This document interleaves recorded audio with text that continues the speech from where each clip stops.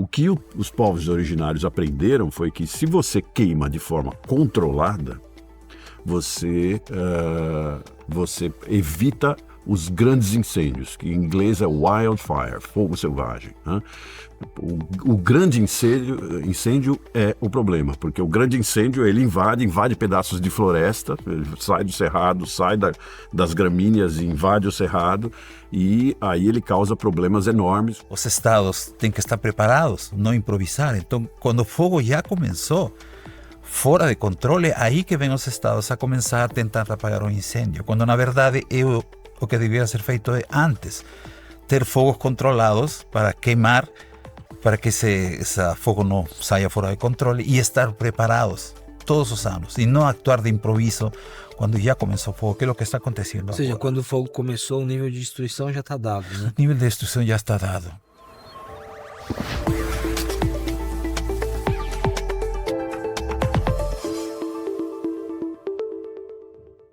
Olá pessoal, eu sou o Pacete, jornalista especializado em tecnologia e inovação e host do Habitability, um projeto da MRV & Co que discute o futuro das cidades, do viver, do habitar, sempre sob uma perspectiva de tecnologia, negócios e sustentabilidade. O tema de hoje, a nossa conversa, ela é mais do que urgente. De tudo que já falamos aqui no Habitability sobre sustentabilidade, falaremos de algo que está nos atingindo diretamente neste primeiro e segundo semestre de 2024. É um tema sério, mas que está totalmente relacionado ao nosso futuro. Queimadas dos biomas e impactos nas cidades. Qual que é a relação disso tudo com o nosso dia a dia? E para falar com esse assunto, uma dupla, que é uma dupla na verdade, eles já se conhecem. Aqui nos bastidores a gente estava conversando um pouquinho. O Marcos Bucheridi, professor titular do Departamento de Botânica do Instituto de Biociências da Universidade de São Paulo e membro titular da Academia Brasileira de Ciências. Marcos, tá certinho? Falei certinho? Falou certinho. E tem mais uma coisinha. Sou também ainda, vice-diretor do Instituto de Estudos Avançados da USP. Muito bom, bastante ciência, bastante pesquisa. E aí, o colega dele, lá na Academia Brasileira de Ciências, José Marengo, coordenador geral de pesquisa e desenvolvimento do Centro Nacional de Monitoramento e Alertas de Desastres Naturais, o CEMADEM. José, bem-vindo. Muito obrigado pelo convite. Obrigado. Eu disse que, infelizmente, nos últimos tempos, o José tem trabalhado bastante, o Marcos também, mas sobretudo sendo ouvido e lidando com um assunto que é tão urgente. Vamos lá, temos muito que conversar hoje. Marcos, eu vou começar contigo. Antes da gente entrar na causas e consequências, falar de queimadas e biomas aqui não é um assunto novo, né? Apesar de a emergência tá aí, a gente está vivendo isso diretamente. Hoje, numa cidade como São Paulo, a gente sofre as consequências do ar em função disso, mas há quanto tempo esse assunto já é estudado e iniciativas são desenvolvidas para a gente conseguir resolver o problema aqui? Bom, as queimadas elas são comuns em várias partes do mundo. Existem partes específicas aqui na África, pedaços da Europa, no hemisfério norte, né, que você tem períodos de queimada que estão diretamente relacionados com o ritmo de chuvas também, né? Então você vê, principalmente na África, você vê as queimadas subirem e descerem claramente, e no Brasil também.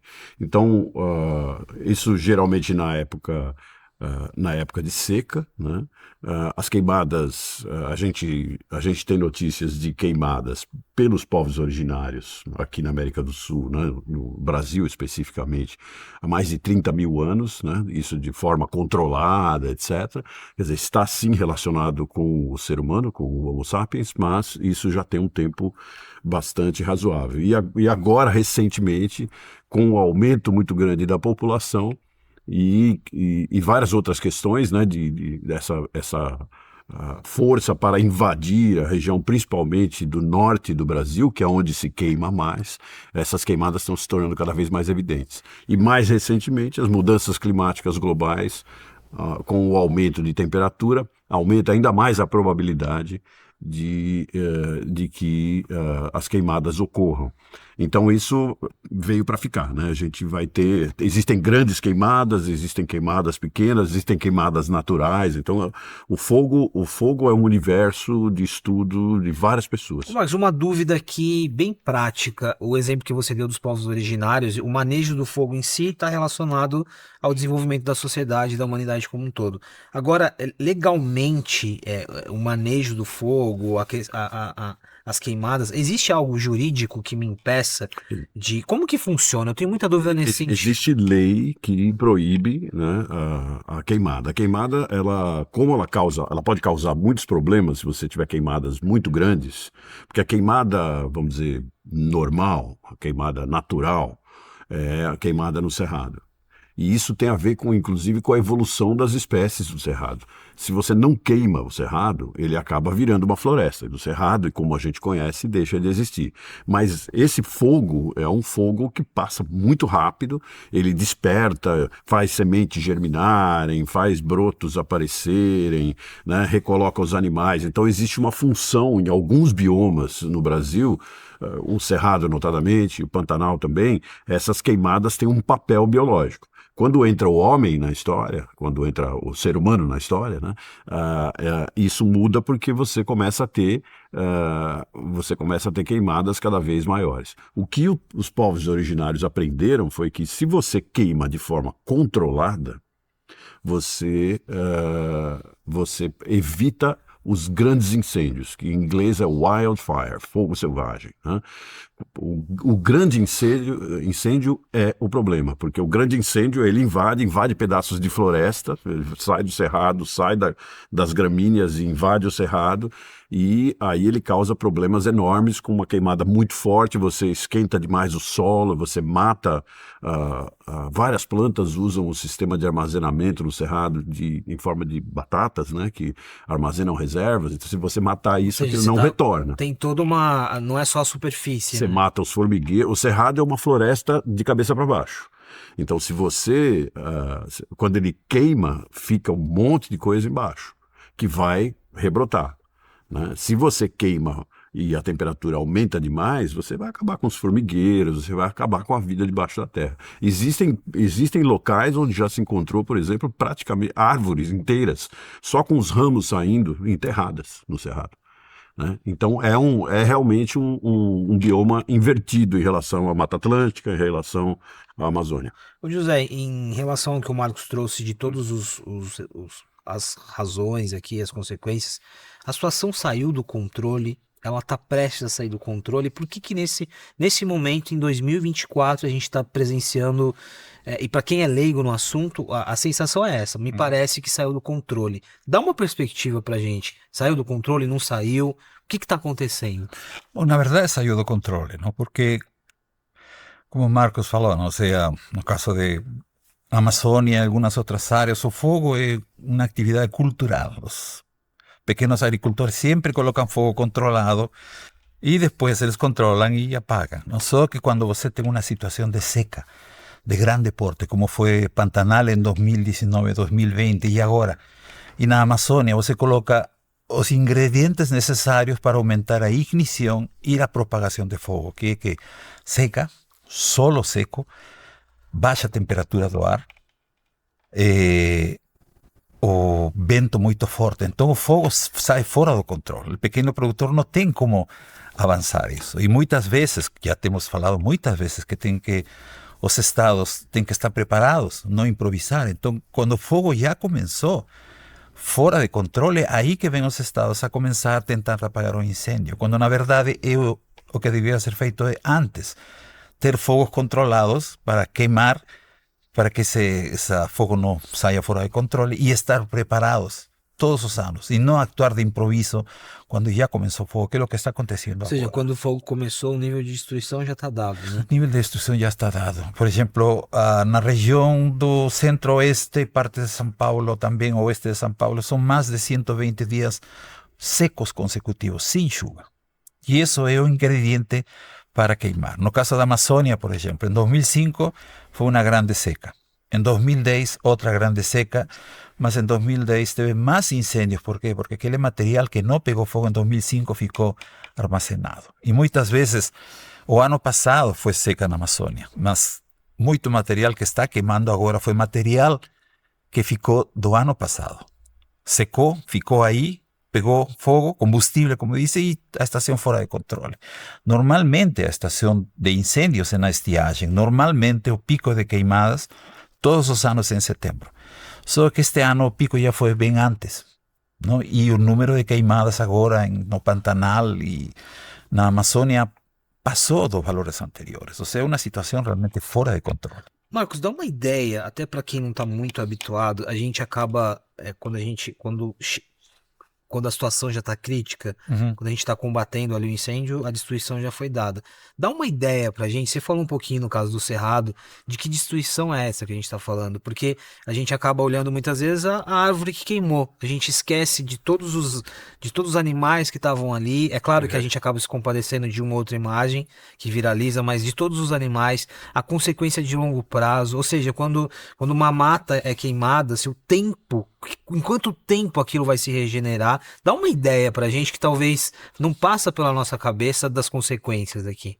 Olha, eu já vi várias vezes, desde que eu era um jovem estudante, já via o Cerrado pegar fogo, ia depois de pegar fogo, etc. E acompanhei bastante esse processo, né, no Cerrado. O Cerrado, quando ele queima, é um fogo muito, muito rápido. Então ele queima esse material que o Marengo falou que fica guardado. Se acumular muito desse material, ele vai queimar esse material rapidamente, ele aquece a superfície do solo e quando você voltar ali, por exemplo, vamos supor que ele queime em agosto, setembro de um ano, quando você chegar a agosto, setembro do outro ano, está todo mundo brotando, inclusive árvores que você vê chamuscadas, né, Dimorphandra mollis e as Triphinodendron adstringens, esses nomes, né, são leguminosas típicas do Cerrado, elas estão chamuscadas ali, mas elas vão rebrotar e às vezes até produzem mais, né? Porque desperta gemas nas árvores, etc. E você não perturba tanto o solo. Quando você queima, se você queimar, aí o Cerrado tem várias, nós chamamos em ecologia, nós chamamos de fisionomias, né? Tem fisionomias, tem o Cerradão, que é um cerrado mais cheio de árvores, tem o campo sujo, o campo limpo, e tem as veredas, por exemplo. As veredas, elas são, a característica maior das veredas são palmeiras, né? Palmeiras maurícia, que é o gênero dessas palmeiras, e essas palmeiras, quando elas queimam, elas formam um fogo gigante, e eu tenho visto na televisão até pedaços que é típico do Cerrado. Ela queima, mas aí você já tem um monte de sementes embaixo, ela vai regenerar a vereda. Quando o fogo é colocado, por exemplo, numa região amazônica, né, e hoje o que mais queima, eu estava olhando o INPE antes de vir para cá, o que mais está queimando hoje é o norte do Brasil, é Pará. É a fronteira mesmo da queimada entrando na região amazônica. Se você queima uma floresta, o que o pessoal faz? O pessoal tem que secar primeiro, porque se você riscar um fósforo dentro da Amazônia, quem já entrou na Amazônia ou na Mata Atlântica, se você riscar um fósforo, tentar fazer fogo, você não vai conseguir, porque a umidade é muito alta. O Marengo citou, você precisa do que os bombeiros chamam de 30-30-30. Né? Você precisa ter 30%, abaixo de 30% de umidade, acima de 30%, acima de 30 graus a temperatura e acima de 30 km por hora de vento. Quando você tem esses elementos, basta o quê? Ignição. E é o que nós temos. Então nós temos os 3 elementos. Quando chega nesse ponto que o Marengo citou da grande seca, todo ano nós vamos chegar no 30-30-30. Não tem jeito, né, Marengo? A gente sempre O que vai mudar aqui é a ignição. O que muda... A ação humana... Exatamente. Os humanos, eles trouxeram fogo, a nossa descoberta do fogo, né? Ela trouxe isso no planeta inteiro, mas o fogo existia antes de existirem humanos. Através de ignição, por exemplo... Quando chega no Cerrado, nós estamos agora em setembro, né? Quando chega outubro, novembro, começam a chegar as grandes frentes frias, as grandes chuvas que vão chegar no Cerrado. Cerrado em São Paulo, Cerrado em Brasília, na região de Brasília, onde tem a maior mancha de cerrado no Brasil. Antes da tempestade começar, você tem tempestade elétrica. Às vezes ela passa, e essa tempestade elétrica é o principal ignitor natural, né, do Cerrado. A gente não sabe se tem combustão espontânea também, mas pode ser que Mas tenha ela encontrando combustão o espontânea. 30-30-30, ela também... 30-30-30 é o que os bombeiros entram em alerta. Né? Quando está em 30-30-30, vai surgir incêndio em algum lugar. São Paulo, nesse momento, bom, até esse momento, quando você olha o mapa, São Paulo tem, sei lá, são mais ou menos 2.000 focos de incêndio. Só uma dúvida, 40 mil focos de incêndio na Amazônia. uma dúvida em relação a, especificamente Sudeste, Mata Atlântica, né? Um pouco parte de São Paulo, sul de Minas. Desses dois exemplos aqui, no caso de Mata Atlântica, quais são as consequências aqui? Muda muito esse aspecto da interação 30-30-30, natural com artificial. A gente está bastante cercado de Mata Atlântica. O que muda quando a gente compara aqui alguns ecossistemas? É no mesmo caso da Amazônia. Não sei se 30-30-30 funciona na Amazônia ou na Mata Atlântica, porque é outro tipo de vegetação. Não? No caso do Cerrado, eu acho que parece um pouco a Cerrado situação, é o limítrofe. um pouco a situação da Austrália, não? Que Sim, teve exatamente. que chamaram de Black Summer, que tiveram uma estação fora de controle, morreram mais de 400.000 pessoas. As Inclusive, pequenas cidades... Está queimando agora. Está queimando, porque tinha na Austrália como... Tem pequenas cidades de madeira, não bonitas, que é charmosas. O fogo avançou e as pessoas se concentraram na praça e o fogo cercou elas e matou todas elas. Então aí foi que a Austrália já enforçou a lei bastante de política de zero fogo, muitas leis estrictas para aquele que coloca fogo, controle na construção. Ou seja, é um pouco o exemplo que se está usando, não? Na Austrália, na Europa Mediterrânea, que eles também têm fogo, na Califórnia também. Só que o fogo aqui chama a atenção mais por ser Amazônia, por exemplo, ou por as imagens que você não vê. Você vê na casa de Arnold Schwarzenegger pegando fogo, tudo bem. Mas quando você vê uma cobra ou um macaquinho pequeno carbonizado, isso choca muita gente no mundo. Por isso que esses incêndios aqui na Amazônia, no Pantanal, os vídeos viralizam e todo mundo comenta. Todos os jornais tocam esse assunto agora. Só um ponto para o 30-30-30, se você for na Mata Atlântica, você falou Mata Atlântica, né? Se você for para a Mata Atlântica, então vamos pegar a Mata Atlântica se você descer a serra para Santos. Essa é uma Mata Atlântica. A outra Mata Atlântica, se você for para o interior de São Paulo, Atibaia, etc., você tem florestas ou fragmentos de florestas que nós chamamos de mata estacional, semidecidual. É uma mata que é sensível às estações e semidecidual quer dizer que ela perde parcialmente as folhas. Quando perde parcialmente as folhas, ela produz a biomassa que você precisa para queimar. Certo? E na estação seca, elas são muito bem adaptadas a isso. Mas esse lugar, eu já combati fogo, eu tenho uma casa que fica na mata estacional semidecidual, tem uma floresta atrás da minha casa, eu já combati fogo ali, fogo colocado por humanos, e no nosso condomínio nós acabamos, um engenheiro acabou dando a ideia e nós fizemos isso, nós fizemos um pequeno carro de bombeiros, não é um carro de bombeiros, mas um pequeno carro de bombeiros nosso para atender o fogo, porque é uma coisa tétrica, você vê o fogo chegando perto da sua casa, as pessoas que vivem E é isso, muito rápido, né? e é muito, muito rápido. Tá? Eu já tentei combater, né, com mangueira, né? Então aí a gente vê que realmente não dá, é impossível, e isso é na mata estacional semidecidual, que domina uma grande parte de São Paulo. O grande medo, né, Marengo, foi a seca de 2013 e 2014, lembra dela? Foi uma seca muito estranha, porque não choveu, o Marengo é que entende melhor dessas coisas, mas é a única que eu conheço, onde não choveu no verão. Então, não choveu no verão, eu me lembro que eu desci para o litoral norte e comecei a ver os guapuruvus, né, que são árvores marcadoras muito boas, mortos, né? Você emendou E a aquilo estação secando. de transição ali, você emendou, você viu praticamente Então, 3 estações.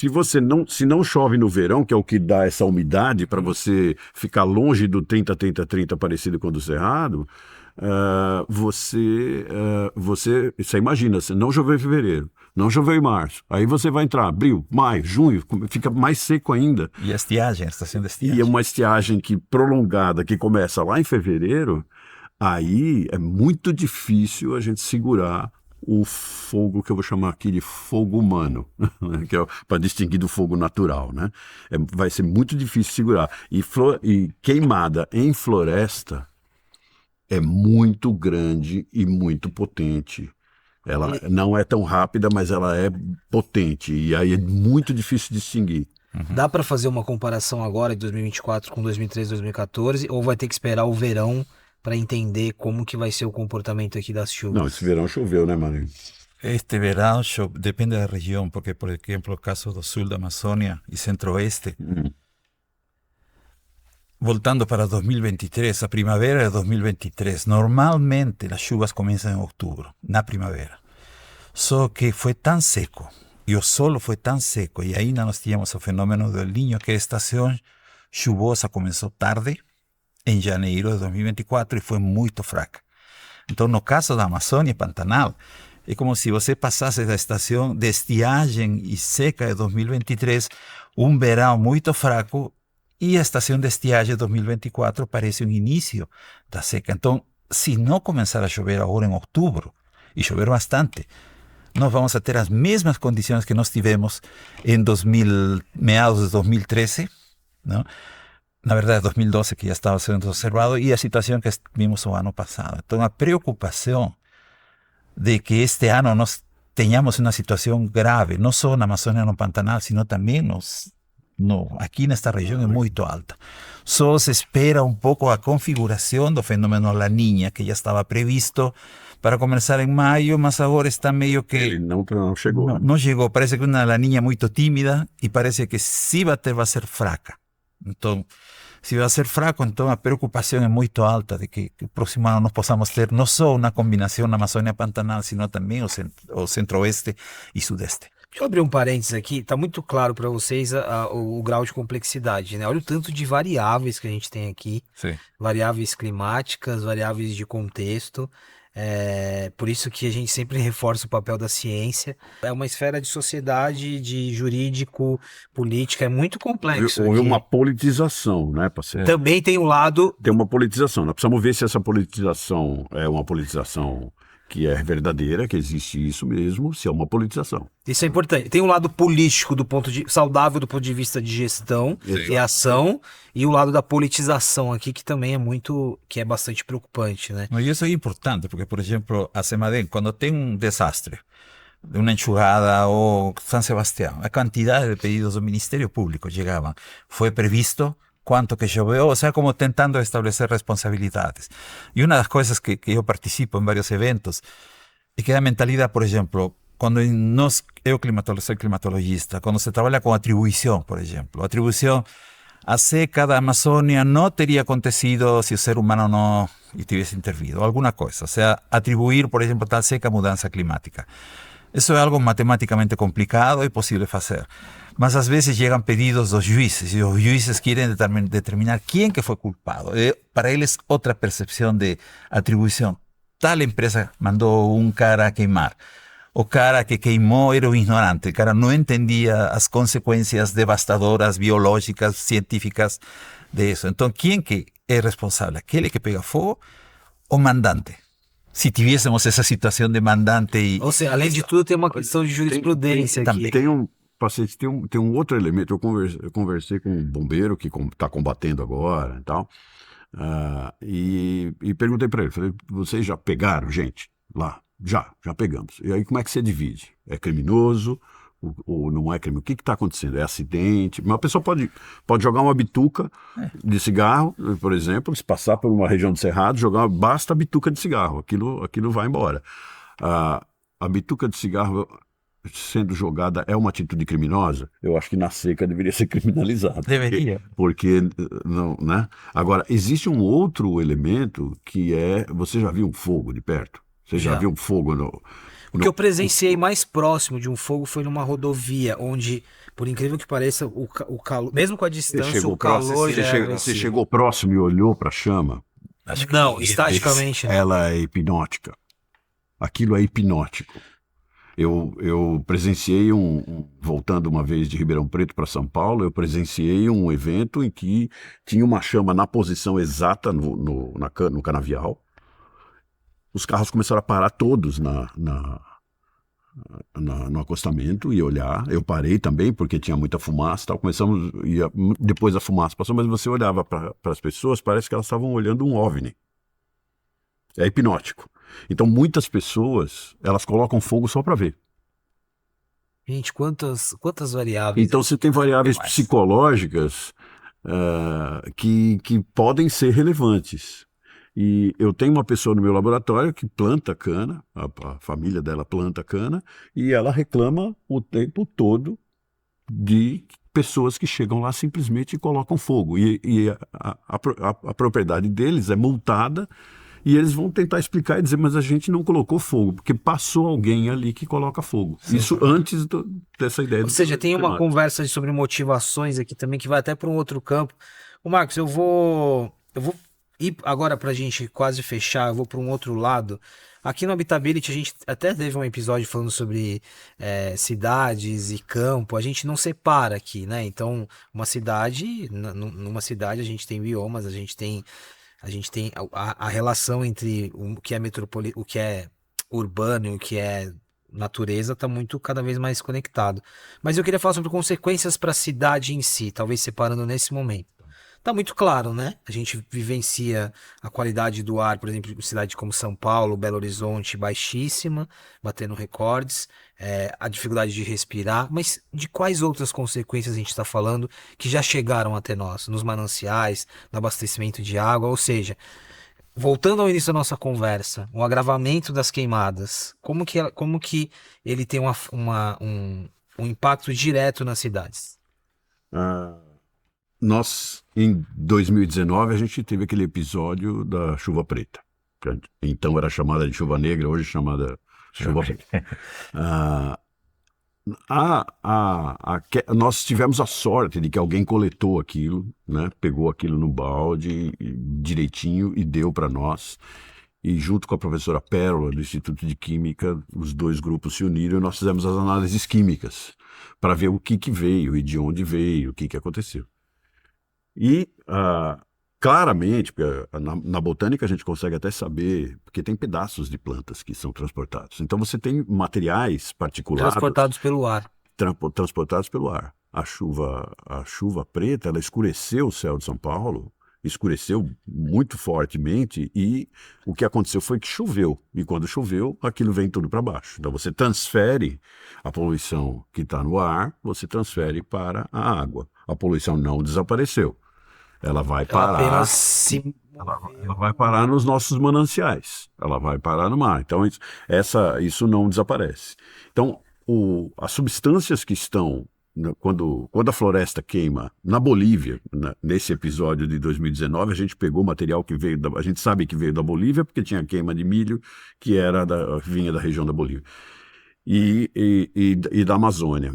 Esse material todo, ele tem substâncias cancerígenas, ele tem um monte de substâncias que são prejudiciais. Nesse momento, aí o fenômeno se repetiu agora, né, mano? O fenômeno se repetiu agora, a gente está de novo, a gente está embebido agora, porque está muito seco, apesar de semana passada choveu, acho que já deu uma limpada, né? Mas a fumaça continua vindo, mesmo que chova, a fumaça continua vindo do norte. Uhum. E isso nas cidades, ela vai provocar problemas pulmonares nas pessoas, as pessoas que já têm problemas de saúde vão ter o problema agravado.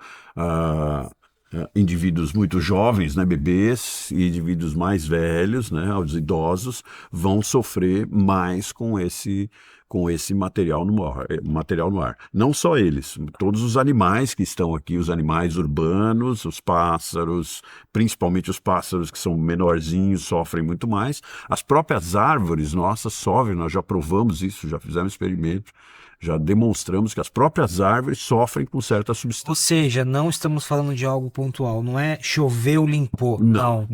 Essa poluição, todos esses resíduos, eles Eles vão para algum lugar. Eles vão para algum lugar. Sim. E o fluxo continua vindo do norte. Então, pode até chover aqui, né? Marengo tem de melhor disso, né? Pode até chover aqui, mas a fumaça continua vindo. Acabou a chuva, o ar vai ser tomado novamente. O sea, pela teria fumaça. porque o que acontece nesta região, por exemplo, está céu claro, o que meteorologicamente chamamos de estabilidade atmosférica, não? Então a umidade que vem do Atlântico a través dos rios voadores não entra nesta região, meio que dá a volta e vai. Então, esteve faz 2 semanas em Montevideo, no Uruguai falaram de que no norte do Uruguai caiu chuva preta, em Buenos Aires também.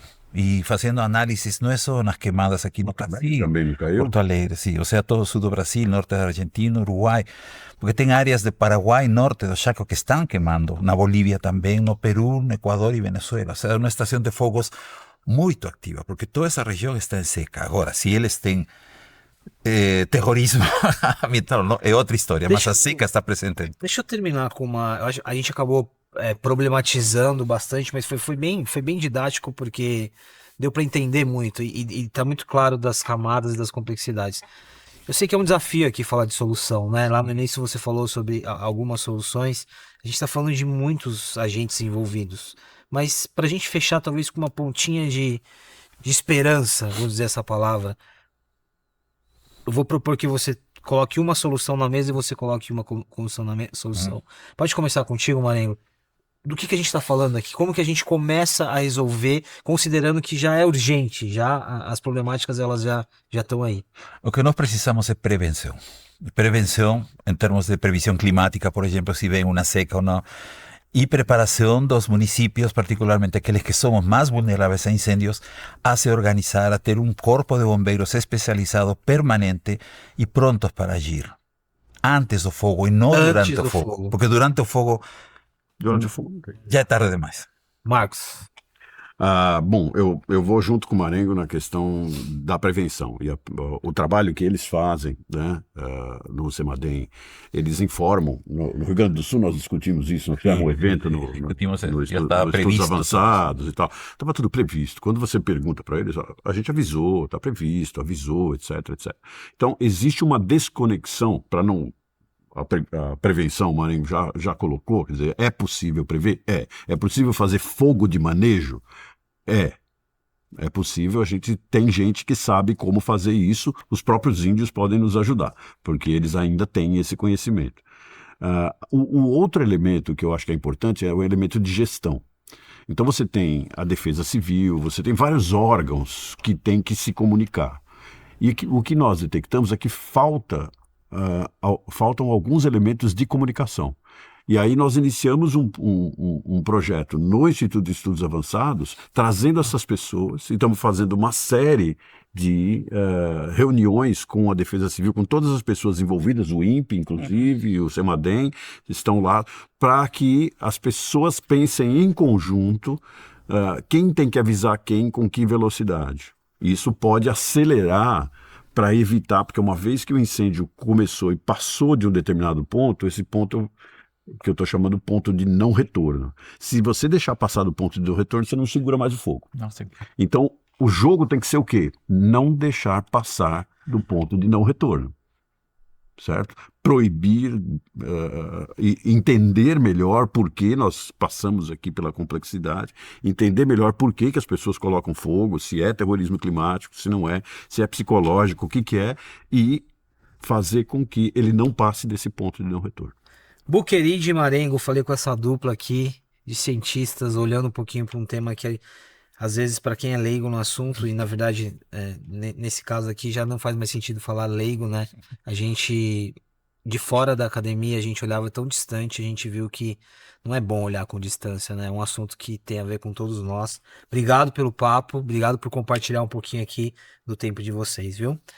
Esse foi mais um episódio do Habitability. A gente falou sobre queimadas e biomas e o impacto. Problematizamos muito, mas sobretudo ficou claro aqui o quanto que isso está ligado com todos os outros assuntos que a gente traz aqui no Habitability. A gente se vê no próximo episódio. Muito obrigado pela presença. O Habitability é um oferecimento da MRV & Co, uma plataforma habitacional composta pela MRV, Resia, Ascensia, Lugo e Urba.